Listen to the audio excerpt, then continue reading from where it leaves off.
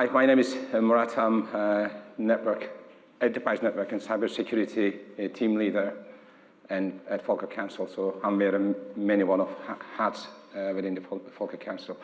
This is our infrastructure looks like. We have two distinct network. Education in Scotland, we manage education. So we've got 55 primary schools and 9 high schools. And they're all SD-WAN connected. And 400 servers in primary schools and high schools. And we have 5,000 desktops within that. And the rest of them is infrastructure details. In the corporate sites, we are Zero Trust House. So every user has a laptop and they could work anytime, anywhere. And we established that during COVID. And we reduced the amount of desktops to 500. And again, 50 SD-WAN connected sites as well. So you can imagine we also do hybrid working, and users are working from home and office, so that increases our area to cover patching in that sense. And we provide waste management, transportation, education, and housing, and other public services as a local authority. So I started my journey towards the end of 2002. My existing patching tool, one of many patching tools, I should say, due to a renewal. And I did have some kind of scanner appliance, scan the network. It told me all the issues I have. And so we go more risks, but less protection. So I didn't have any visibility. I don't know where my assets are. And like a simple question, and you've seen that there's a nice bit there, little bit there, is 5,555 Google Chrome installations. Aha, I can say that now. Well, I couldn't tell that to you 2 years ago, because it depends. If you ask the desktop team, you got different answer. If it's a Friday, because more relaxed, you go 9,000 as an answer. But if you ask on a Monday, different answer. So there is no inconsistency on the trying to combat mitigation. So we have cyber risk and compliance mandates. Every year we need to get pen test and pass that details to Cabinet Office. Result of that, we get our code of connection, so we could work with DWP, Department of Pension, and a few other authorities. So within that report, IT health check report, we need to remediate everything, high critical and medium high critical and risks and vulnerabilities.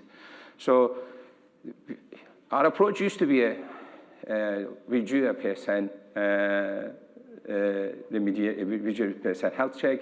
Let's just get pen tests. Let's just do that, and then this big, huge list of vulnerabilities. Let's just put our effort in that month to trying to mitigate that and pass our details to Cabinet Office. And sometimes they accept it, and they come back to us saying, oh, you need to remove all the vulnerabilities and what have you. So it was cumbersome. So we are more like reactive. We're reacting to that. We recognize that we have that. And again, lack of visibility. I don't know, some of the assets are available, and they were off-net, and they managed by a CCM or Intune, or there's complex infrastructure at the time. Again, I mentioned there's so many different tools. We had endpoint management. We also had scanner appliance, patching, same tool in different locations, and didn't make any sense. I don't have a single visibility, and I don't have any SOC team, just network guys done network bit, and server teams that their server team.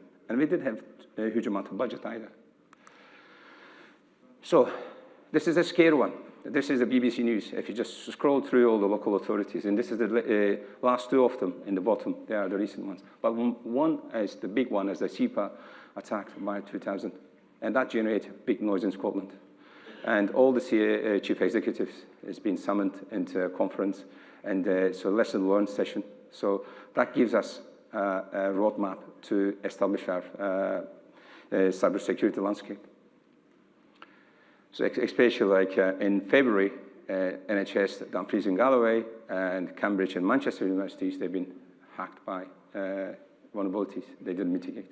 It's all kind of user-based. They didn't patch the user device.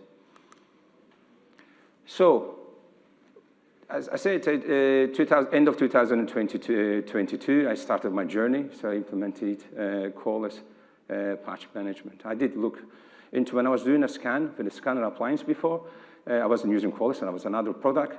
Yeah, it's really good. It tells me what the vulnerability is, but I need to jump to another tool to mitigate that. So too much cumbersome.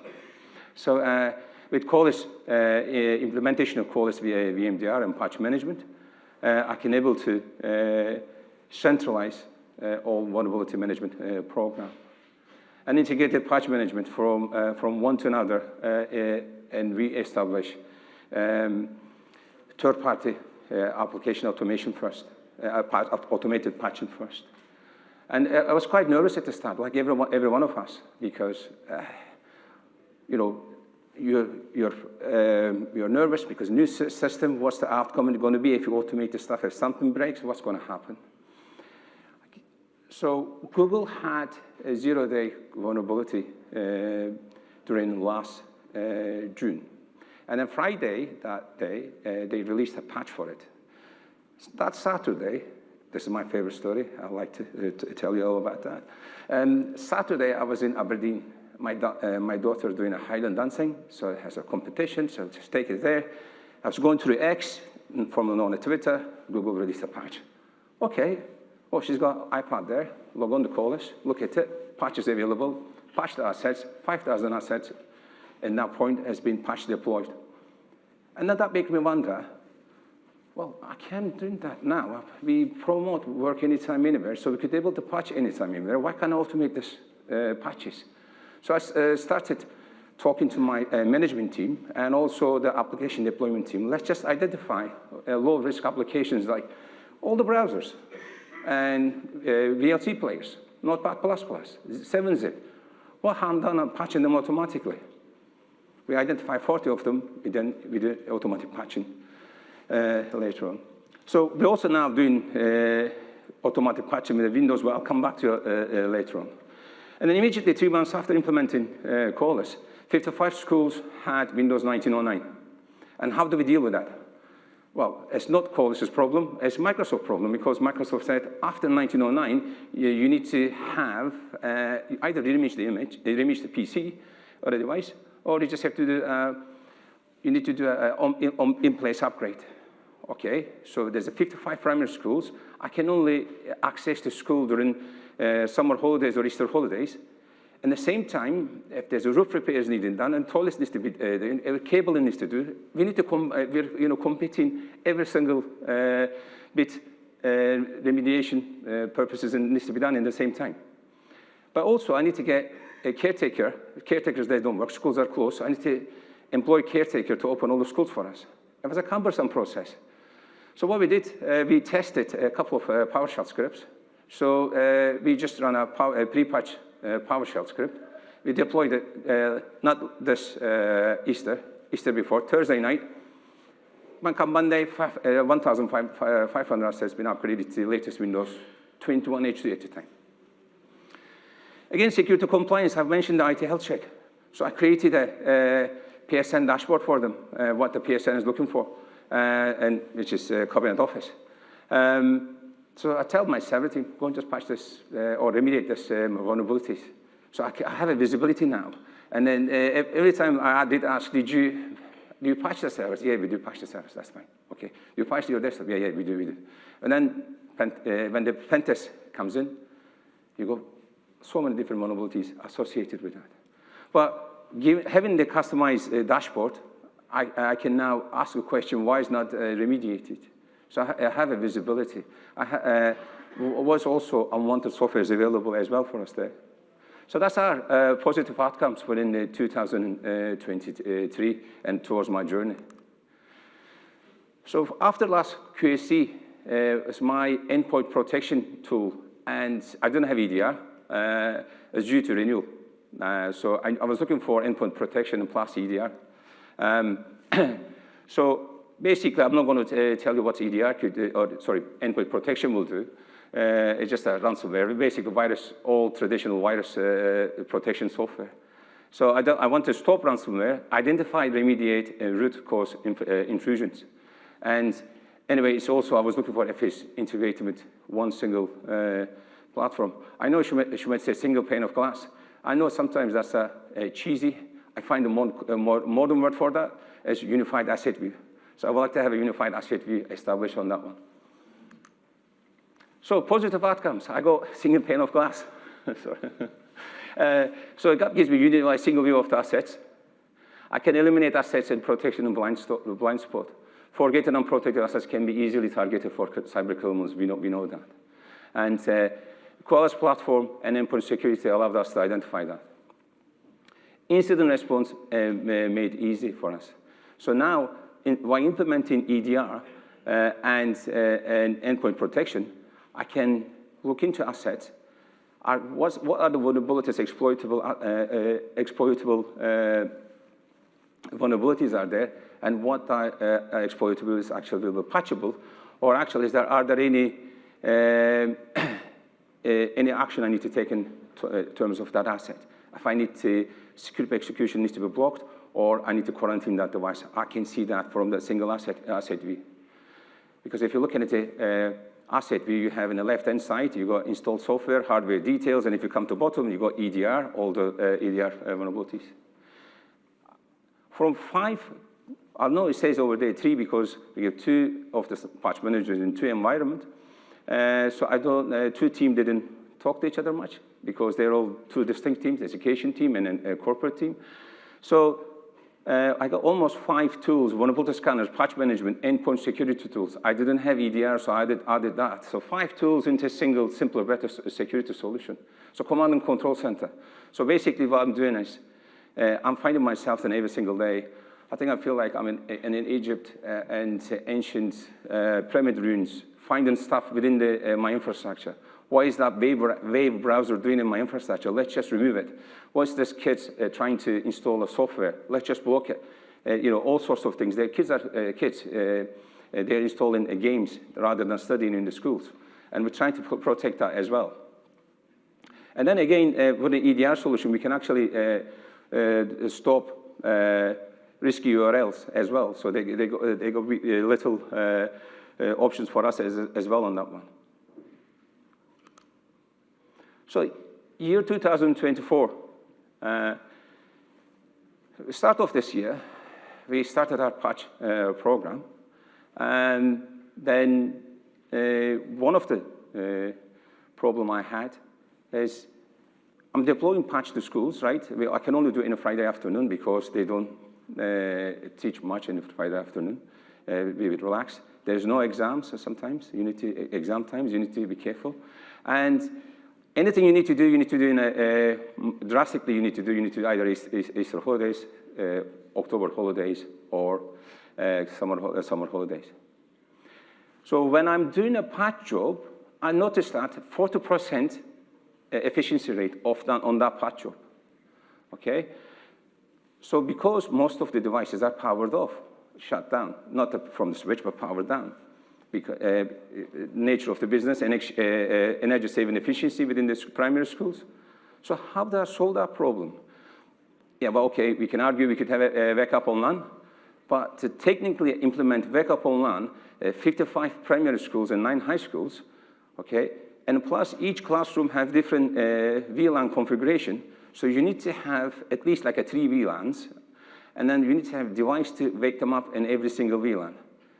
Then you need to install some kind of agent, and it didn't work. We tried so many things.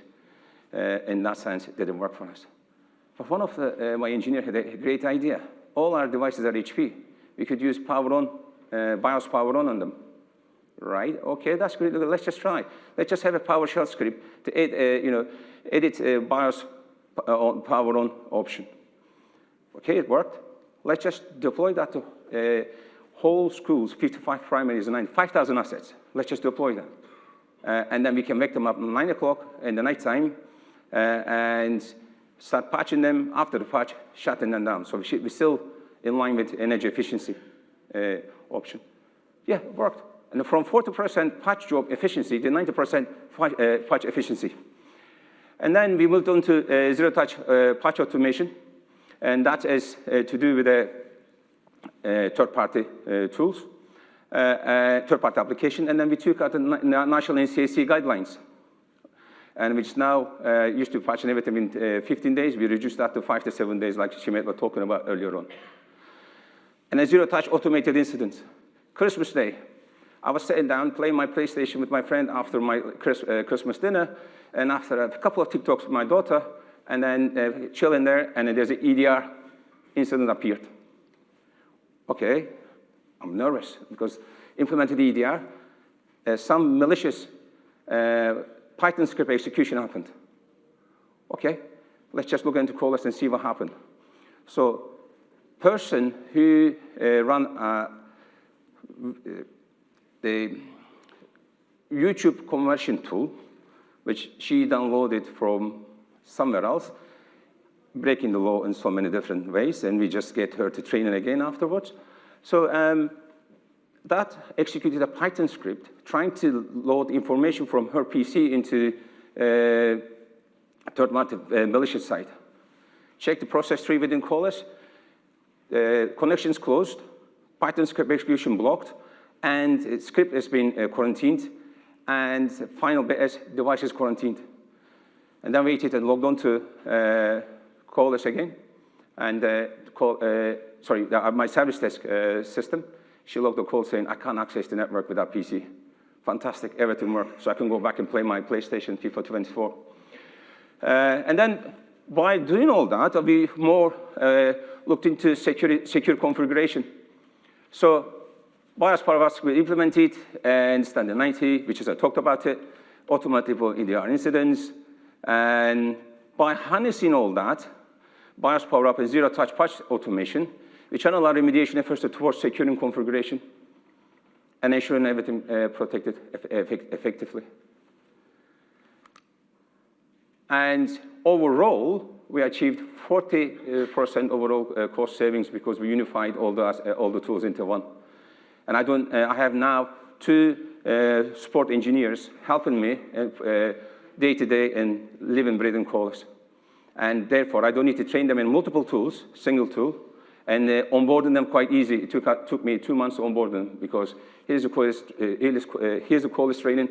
If you have any question, don't ask me, ask Patrick. And so I got my SOC team now, which is good. It's not on me. And we have increased our compliance and citizen trust. Again, flexible dashboard make easy, and I can report on that. I have 5,555 Google Chrome, which I can instance. So by investing in robust security tools coupled with skilled professionals, made managed SOC as less critical. I'll leave you with this one. So over the last 3 months, we stopped 5 incidents. No human interaction, all the security tools. In a way that you can call it AI, but automation. We got 2 Python script execution terminated, 1 device encryption attempt, file encryption attempt, and device encryption attempt aborted, and device quarantine and reimage, 2 of them, and 5 files quarantined. So all the process information from that. And by automation, 1 million vulnerabilities, which is the aggregate to 200,000 vulnerabilities, unique vulnerabilities being remediated. And then by doing all that, we made 35 configuration changes, GPO changes, Intune policy changes, and device hardening policies, and some manual script execution. Thank you very much.